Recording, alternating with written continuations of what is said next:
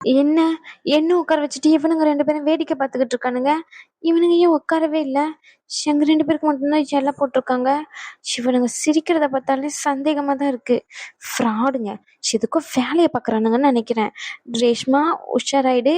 உன்னை ஏதோ வச்சு செய்ய போறானுங்கன்னு மட்டும் நல்லா தெரியுது. அங்க வச்சு செய்யறானுங்க தானே சாப்பிட கூட்டிட்டு வந்தேன்.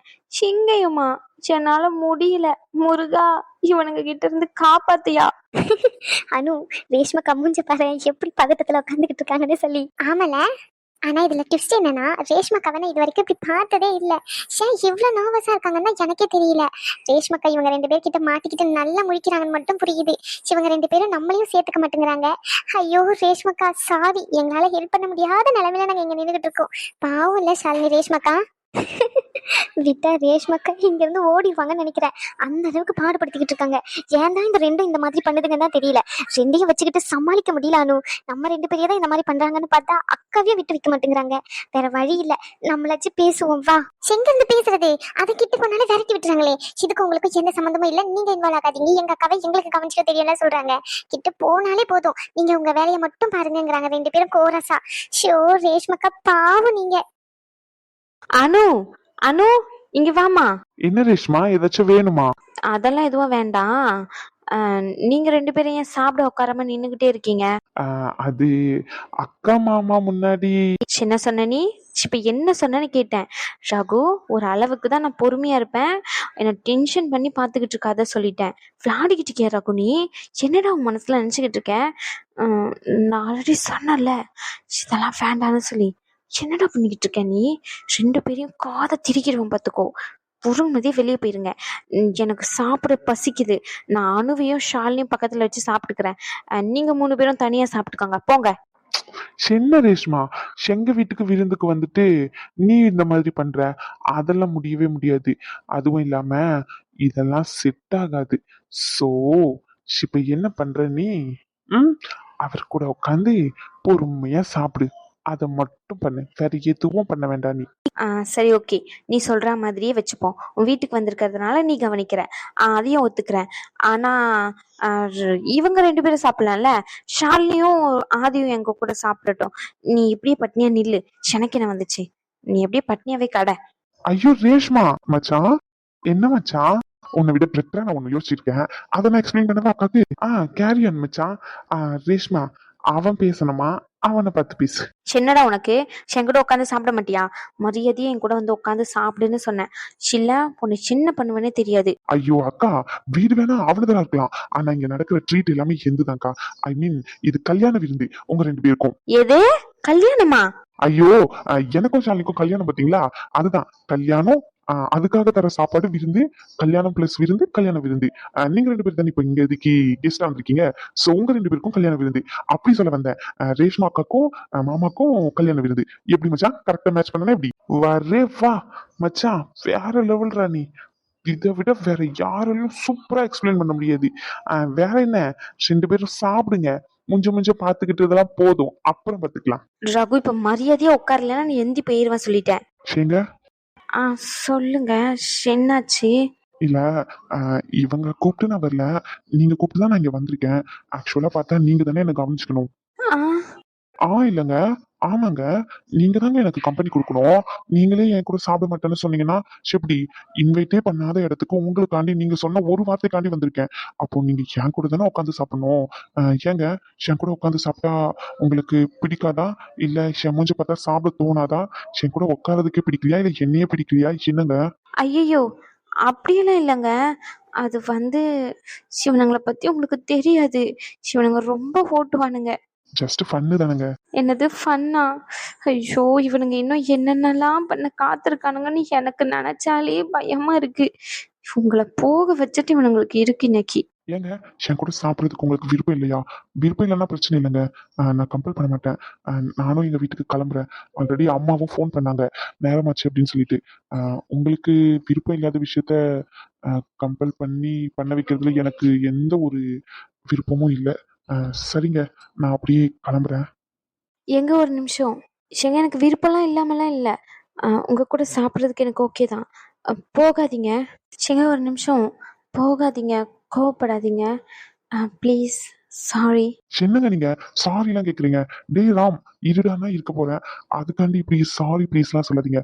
நீங்க என்ன சொன்னாலும் செய்வேன். இங்க இருந்து சாப்பிட சொன்னா சாப்பிட மாட்டேன்னா என்ன? ம். அஷோ, இவனுங்க என்ன பண்ண போறானுங்கன்னே தெரியலையே. வேற வழி இல்லை ரேஷ்மா, நம்ம தான் இவரை கூட்டிட்டு வந்தோம். இங்கேருந்து அவர் போறேன்னு சொன்னாலும் உனக்கு தான் கஷ்டம் சங்கட்டம். அவர் மூஞ்ச நீ ஃபேஸ் பண்ணி தான் ஆகணும். ஹாஸ்பிட்டலில் 2 பேரும் ஒன்றா தான் ஒர்க் பண்ணுறோம். ஸோ அட்ஜஸ்ட் பண்ணி இங்கேயே சாப்பிட்ரு, வேற வழி இல்லை. அக்கா, ரேஷ்மக்கா, என்ன? இப்போ ஓகேவா? சாப்பிடலாமா?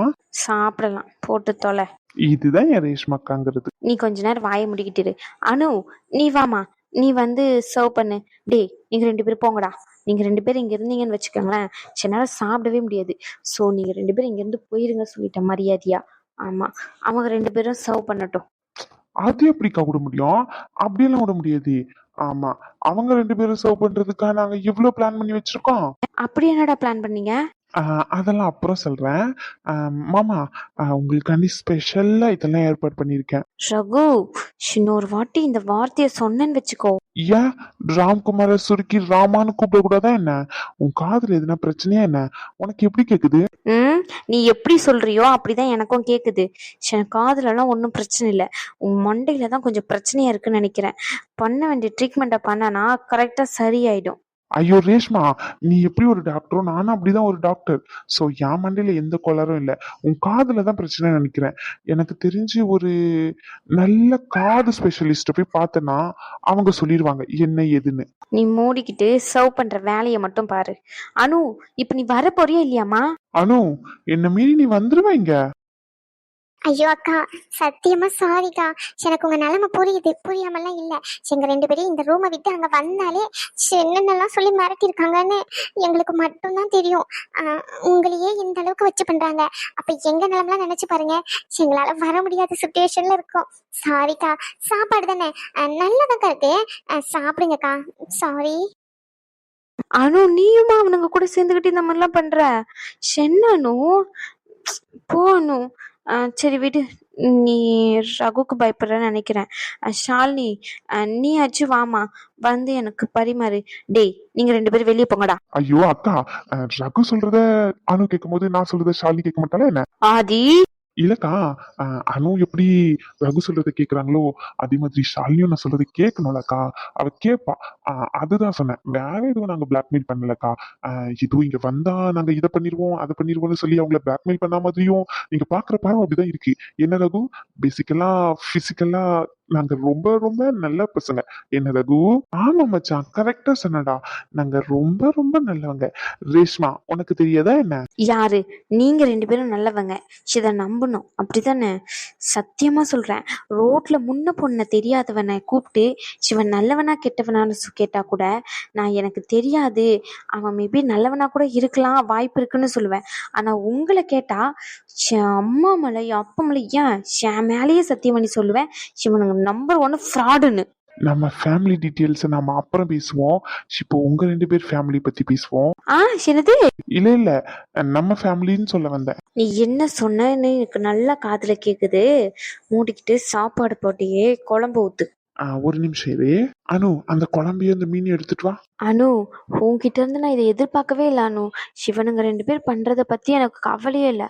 ஆனா நீயும் அவங்க கூட சேர்ந்துக்கிட்டு அதே மாதிரி பண்ற பத்தியா, அதுதான் எனக்கு வருத்தமாவே இருக்கு.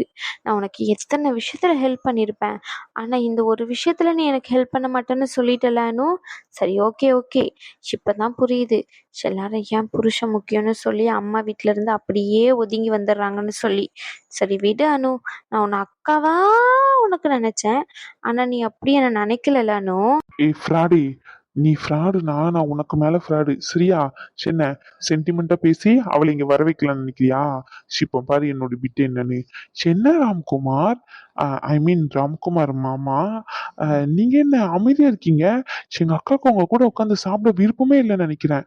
நீங்க என்னன்னா இப்படி இழிச்சுக்கிட்டு உட்காந்துக்கிட்டு இருக்கீங்க? சேங்க, ஐயோ, அப்படிலாம் இல்லைங்க. அவன் ஏதோ சும்மா வளரிட்டு இருக்கான். எனக்கு உங்க கூட உட்காந்து சாப்பிட்றதுக்கு விருப்பம்தான். சாப்பிடலாங்க, எந்த பிரச்சனையும் இல்லை. நீங்க எதுவும் தப்பா நினச்சிக்காதீங்க. சாப்பிடுவோமா? வாங்க சாப்பிடலாம். இல்லையே, அனு கிட்ட இவ்வளவு நேரம் பேசுனதை பார்த்தா அனு ஏதோ இவங்க கூட உட்காந்து சாப்பிடணும், நீங்க உங்க கூட உட்காந்து சாப்பிடுறது பிடிக்கல அப்படின்ற மாதிரி எல்லாம் பேசிக்கிட்டு இருந்தாங்க. ஆஹ் இப்படி அசிங்கப்படுத்தினதுக்கு அப்புறம் நான்லாம் இப்படி இருக்க மாட்டேன்ப்பா. யாரா இருந்தாலும் சரி. ஆஹ் சரி சரி. ஷோ, சிவன் வார ஒருத்தன். இல்லைங்க, நீங்க சாப்பிட்றதுக்கு நான் இருக்கிறதுனால சங்கடப்படுறீங்கன்னு நினைக்கிறேன். பிரச்சனை இல்லைங்க, நான் வீட்டுக்கு போய் சாப்பிட்டுக்கிறேன். எனக்கு பசிலாம் எதுவும் இல்லை. ஐயோ, நீங்க வேற. உங்க கூட சாப்பிடுறதுக்கு எனக்கு ஓகே தான், எனக்கு பிடிக்கதான் செஞ்சிருக்கு. ஆமா, உங்க கூட சாப்பிட்றதெல்லாம் எனக்கு எந்த பிரச்சனையும் இல்லை. இவனுங்க 2 பேரும் பக்கத்துல நிக்கிறது தான் எனக்கு பிரச்சனையா இருக்கு. சும்மா நொய்யன்னு பேசிக்கிட்டே இருக்காங்க. போதுமா? உங்க கூட சாப்பிட்றதுல எனக்கு எந்த ஒரு விதமும் டென்ஷனும் இல்லை, பயமும் இல்லை, பிரச்சனையும் இல்லை. நான் ஹாப்பியா தான் இருக்கேன். இவனுங்க 2 பேர் தான் என்ன டார்ச்சர் பண்றானுங்க. உங்களனால நான் சாப்பிட மாட்டேன்லாம் சொல்லல. நீங்க சும்மா கோச்சிட்டு போறேன்லாம் சொல்லாதீங்க. சாப்பிடுவோம் வாங்க. அப்போ என் கூட உட்காந்து சாப்பிட்றதுல உங்களுக்கு விருப்பமா? ஐயோ, அதை தான் நான் சொல்லிக்கிட்டு இருக்கேன். அப்போ என்ன பிடிச்சிருக்கா? அது அது வந்து சரிங்க சரிங்க, உங்களுக்கு எப்போ பிடிச்சிருக்கோ அப்போ சொல்லுங்க. ம், உங்களுக்கான அர்த்தம் என்னன்னு தெரிஞ்சுக்கலாமா? ஓகேவா இல்ல? சரிங்க ப்ளீஸ். இப்போதைக்கு இதை பத்தி எதுவுமே பேச வேண்டாமே, சாப்பிட்டதுக்கு அப்புறமா பேசிக்கலாமே. சரிங்க, பிரச்சனை இல்லை, சாப்பிட்டதுக்கு அப்புறமே பேசிக்கலாம். சரிங்க. சாப்பாட்டுல குழம்பு ஊத்தி சாப்பிட வைக்கிற ஐடியா இருக்கா, இல்ல வாய் வார்த்தைக்காண்டி அப்படியே சும்மா உட்கார வச்சுட்டு அனுப்பிடலாம்னு நினைக்கிறியா? போய் குழம்பு எடுத்துட்டு வா. ஐயோ மை டியர் சிஸ்டர், 1 மினிட், தோப்பை எடுத்துட்டு வந்துடுறேன். அனு, சீக்கிரம் எடுத்துட்டு வா. ஒருத்தீங்க ரொம்ப நேரமா அவர் மூஞ்சியே பாத்துக்கிட்டு இருக்கேன். சென்னை எதுன்னு கேட்டா என்ன குறைஞ்ச போயிருவீங்க. எவ்வளவு நேரம் உங்க மூஞ்சியை பாத்துக்கிட்டு இருக்கேன். சென்னைன்னு கேட்டாதான் என்ன இவருக்கு. ஷோ. தண்ணி எடுத்து குடி. ம், தண்ணி எடுத்து குடி லூசே. எனக்கு தெரியும் தண்ணி எடுத்து குடிக்கிறதுக்கு. ஏங்க, உங்ககிட்ட கொஞ்சம் பேச வேண்டியது இருக்குங்க. உங்ககிட்ட பேசணுங்க. ரொம்ப முக்கியமான வேலை. ஏதாச்சும் பெயின் எதனா வருதா? என்னன்னு சொல்லு டக்குன்னு. உங்ககிட்ட போய் சொல்ல வந்தேன் பாருங்க. என் புத்தி சிறுபாலி அடிக்கணும். சாரிம்மா, இந்த வேலையை முடிச்சுட்டா அதுக்கப்புறம் எனக்கு பிரச்சனையே இல்லை. அதுக்கப்புறம் உன் டெலிவரி அப்போ எனக்கு லீவும் கொஞ்சம் அப்ரூவ் ஆயிடும். எனக்கு டிஸ்டர்ப் பண்ண மாட்டாங்க. சிலன்னு வச்சுக்கோ, டெலிவரி அப்போ நீ அங்கே ஹாஸ்பிட்டல் இருப்ப, நான் ப்ராஜெக்ட் கையுமா இது லேப்டாப் தூக்கிட்டு சுத்த வேண்டியதா இருக்கும். அந்த ஒரு பிரச்சனை தான். நீ சொல்லு என்னன்னு. அது வந்து நாளைக்கு வளகாப்பு ஏற்பாடு பண்ணியிருக்கோம்ல. நம்ம ஊர்ல ஒரு 4-5 பேரு நம்ம வீட்டுல வச்சுதானே வளகாப்பு பிளான் பண்ணிருக்கோம். ஆமா, எல்லா பிளானும் பண்ணியாச்சு. திடீர்னு என்ன பெயின் எதனா இருக்கா? நீங்க என்ன பாருங்களேன். நான் தான் சொல்றேன்ல, கொஞ்சம் ஒர்க் போயிட்டு இருக்குன்னு சொல்லு, காது தானே கேக்குது. அது வந்துங்க, ரகுவையும் ரேஷ்மா கிட்ட மட்டும் சொல்லுவோமா? ப்ளீஸுங்க வேண்டான்னு மட்டும் சொல்லிடாதீங்க ப்ளீஸுங்க. ரகுக்கு தெரிஞ்சா சத்தியமா கோவப்படுவான். அதுக்கப்புறமா என்கிட்ட பேச கூட மாட்டான். அந்த அளவுக்கு கோவப்படுவான். என்கிட்ட சொல்லாம நடத்திட்டியா அப்படின்னு சொல்லி கோவப்படுவாங்க. அந்த ஒரு காரணத்துக்காண்டி தான் சொல்றேன். ப்ளீஸுங்க, இந்த ஒரே ஒரு வாட்டி மட்டும் எனக்காண்டி சொல்றதுனால இப்ப என்ன ஆயிருப்போகுது சொல்லுங்க?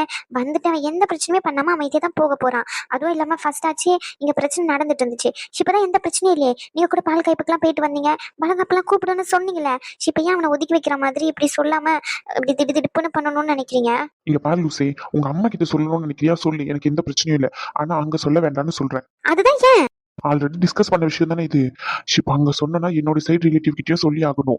ஆனும் என்னோட சைடு ரிலேட்டிவ், ஸோ ப்ராப்ளம் கண்டிப்பா கிரியேட் ஆகும். ஸோ அதனாலதான் சொல்றேன் வேண்டாம்னு சொல்லி. புரிஞ்சுக்கோமா? உன்னை கஷ்டப்படுத்திட்டு பண்ணணும்னு எந்த அவசியமும் இல்லதான் எனக்கு. நீ ஹாப்பியா இருக்கணும் தான் பண்றேன். பட் ஆனா இவங்க கிட்ட சொன்னா அவங்க கிட்டயும் சொல்லணும், கோவப்படுவாங்க. அந்த ஒரு ரீசன் தான், மற்றபடி வேற எதுவுமே இல்லை. அம்மா கிட்ட எனக்கு பேசுறதுனால எந்த பிரச்சனையும் இல்லை. அவங்களும் இதையே தான் சொல்லுவாங்க நினைச்சுக்கிட்டு இருக்காங்க. அதனாலதான் சொல்றேன், யார்கிட்டயுமே சொல்ல வேண்டான்ட்டு. கொஞ்சம் நீ தான் புரிஞ்சு நடந்துக்கணும். குழந்தை மாதிரி பிஹேவ் பண்ணாத. நம்மளுக்கே ஒரு குழந்தை வரப்போகுது, புரிஞ்சுக்கோ.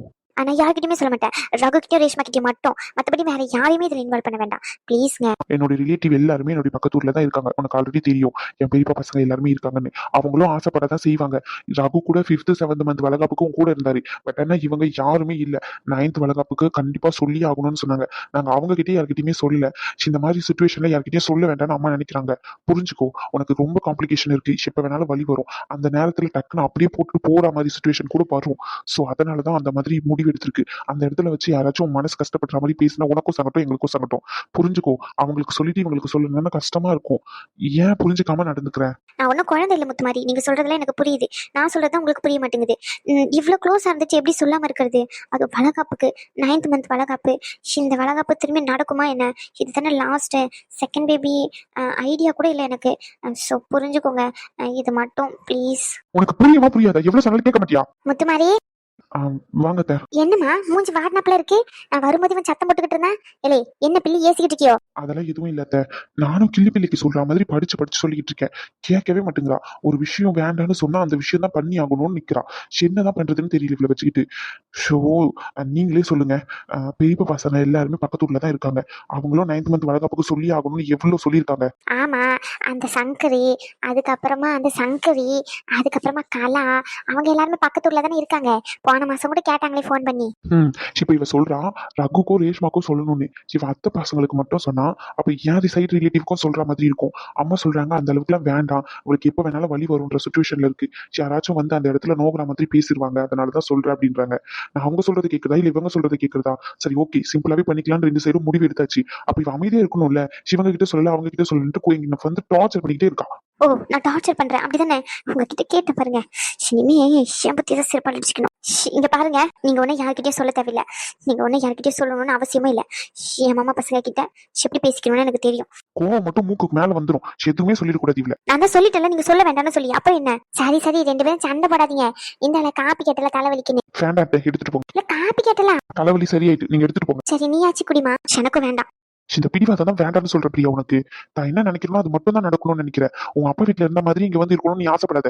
புரிஞ்சு நடந்துக்கோ கொஞ்சமாச்சும். நம்ம சுச்சுவேஷன் எந்த மாதிரி இருக்கு அப்படின்னு சொல்லிட்டு அம்மா சைடும் கொஞ்சம் புரிஞ்சுக்கோ.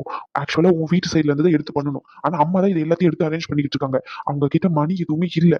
பினான்சியலா அவங்களே எல்லாத்தையும் பாத்துக்கணும்னு நினைக்கிறாங்க. நான் கொடுத்தாலும் வாங்க மாட்டேங்கிறாங்க. அவங்களுக்கு மேலும் செலவு இழுத்து விடணும்னு நினைக்காத பிரியா. கொஞ்ச நேரம் அமைதியா இரு போதுமா. இதுதான் உண்மையான ரீசன். இதுக்கு மேல நொய்யின்னு என்ன டார்ச்சர் பண்ணிக்கிட்டு இருக்காத. ஷோ கடவுளே, ஏற்கனவே ஆபீஸ் விஷயத்துல ரொம்ப பிரச்சனையா போயிட்டு இருக்கு. இதுல நீ வேற ஏன் என்ன டார்ச்சர் பண்ற பிரியா? நான் டார்ச்சர் பண்றேன் அப்படிதானே? நான் டார்ச்சர் பண்ணதாவே இருக்கட்டும். இனிமே நான் இதை பத்தி பேசல போதுமா? பேசாத வரைக்கும் நல்லது. ரொம்ப ரொம்ப நன்றி. இப்ப எதுக்கு 2 பேரும் இப்படி சண்டை அடிச்சுக்கிட்டு கிடக்கீங்க? ஐயா, 2 பேரும் ஒத்துமையா இருப்பீங்கன்னு நினைச்சா இப்படி சண்டை அடிச்சுக்கிட்டுல இருக்கீங்க. அதெல்லாம் ஒண்ணும் இல்ல. நீங்க காஃபி எடுத்துட்டு போங்க. தேங்க்ஸ். சாரி அத்தை, உங்களை அலைய வச்சதுக்கு. அப்புறமா குடிச்சுக்கிறேன் அத்தை. சண்டை போடாம பொறுமையா இருல முத்துமாரி. பொறுமையா பிள்ளைக்கு எடுத்து சொல்லி கேட்டுப்பா. யாரு இவ? கேட்டுதான் ஒரு வேலை பாப்பா. நீங்க ஒண்ணு எனக்கு எடுத்து சொல்ல வேண்டிய அந்த அவசியமே இல்ல. பாத்தீங்களா கொழுப்பு. எனக்கு தூக்கம் வருது, கொஞ்ச நேரம் தூங்க போறேன். சரிம்மா பாடு. ஐயோ, என்னத்த சொல்றது இந்த பிள்ளைங்களே. இப்பமே இப்படி சண்டை போட்டுக்கிட்டு. கோவம் மட்டும் ஒரு குறைச்சல் இல்லை இவளுக்கு. ஏய், உன்னதான் கூப்பிடா. ஓய் ஓய் கோவக்காரி, கோவச்சி, திரும்பி பாருடி. கழுத்து சொல்லி கேட்க போகுது. உன்னதாண்டி கூப்பிட்டுக்கிட்டு இருக்கேன். சரி சரி, சாரி. ஷேமல தான் தப்பு. போதுமா? உன்கிட்ட தானே பேசிக்கிட்டு இருக்கேன் செல்லம். ப்ளீஸ் சாரிடி செல்லம். சுச்சுவேஷனை புரிஞ்சுக்கோ. நான் கேட்டேன் உங்ககிட்ட எனக்கு வளகாப்பு பண்ணுங்கன்னு சொல்லி. நான் தானே உங்ககிட்ட சொன்னேன் அத்தைக்கு இந்த மாதிரி ஃபினான்ஷியலா இல்லாம இருக்காங்க, நீங்க காசு கொடுங்கன்னு சொல்லி.